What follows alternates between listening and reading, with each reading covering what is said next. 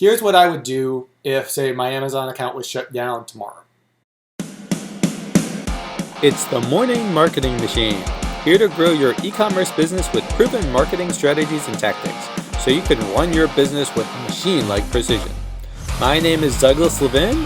Let's dive in. Hey, it's Douglas Levin from the Morning Marketing Machine, and I built up a 20,000 person messenger list ahead of my product launch, where I ended up getting about 20,000 in monthly sales within the first 3 months of our launch. So today I wanted to talk about how to make money online, right? So specifically in terms of e-commerce, right? So I mean, that's obviously something we hear a lot about in terms of how can we make money on that. So if you're looking at it, there's a few different business models that you can try out. I mean, there's drop shipping if you wanted to go, say, off Amazon. If there's also arbitrage, whether you wanted to do online and retail. There's wholesale. There's private label. There's a whole bunch of stuff here. So like drop shipping is basically just the idea that you're going to buy something after somebody has already purchased it from you.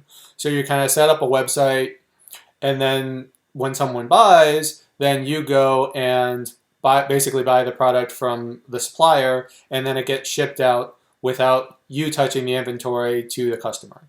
There's obviously pluses and minuses to all of these, right?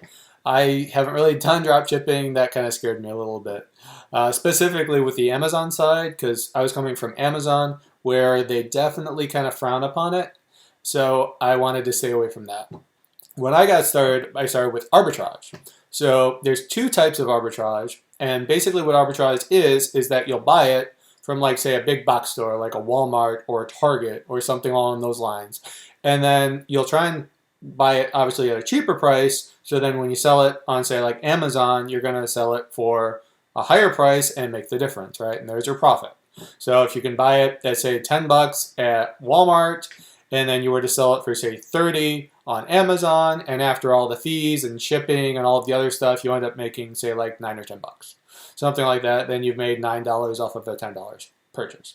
So that's the idea. And you can do retail, which means that you're going to go in the store, and online, which means that you're going to go on your computer and buy it and then just have it shipped.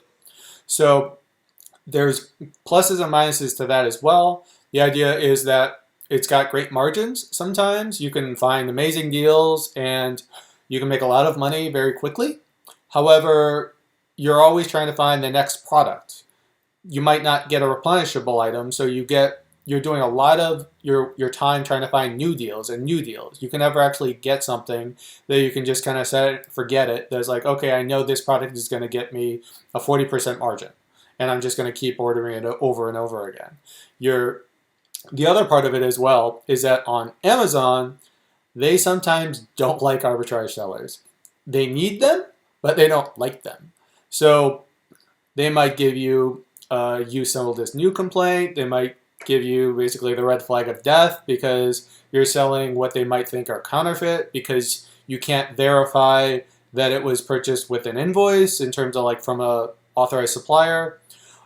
Since you're buying it from the big box stores, yes, you have a receipt, so it's not counterfeit, it's a real product, but a lot of times the brands don't like you. They don't like your product being on Amazon, and they'll try and do underhanded things, or in their mind, they think it's legitimate to try and get you off of their listing.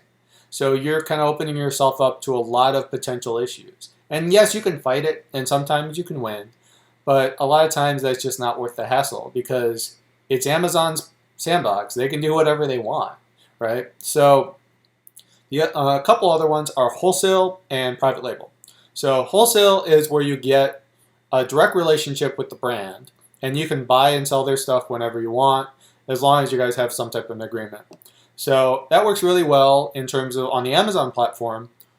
You would think it should get rid of all of those suspension worries from Amazon, but sometimes it doesn't because Amazon can be Amazon.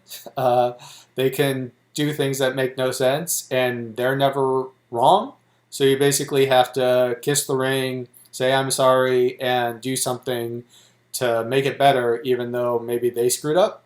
It's how it works. It's just what you got to do. So that still happens with wholesale. And then another one is private label. That's where you create your own brand, and then it's your own product that you create from a supplier. You kind of create everything with it, the packaging, all that kind of stuff. And it's your brand. At that point, you're the one that's in control. You can sell it on Amazon, possibly off Amazon, possibly other marketplaces, things like that, where at that point it's your product. However, the downside of that obviously is the fact that you now have to put up a lot of money in some cases before you even know if it's going to work. I mean, when you're dealing with sometimes with wholesale or arbitrage, you're dealing with products that already have a known sales history. Your product could fail. It very likely could fail. And then you're left holding the bag for what, $10,000, $20,000, $40,000? I mean, that could put you out of business really quickly if you don't have a good launch strategy. So there's a lot of ways to make money online.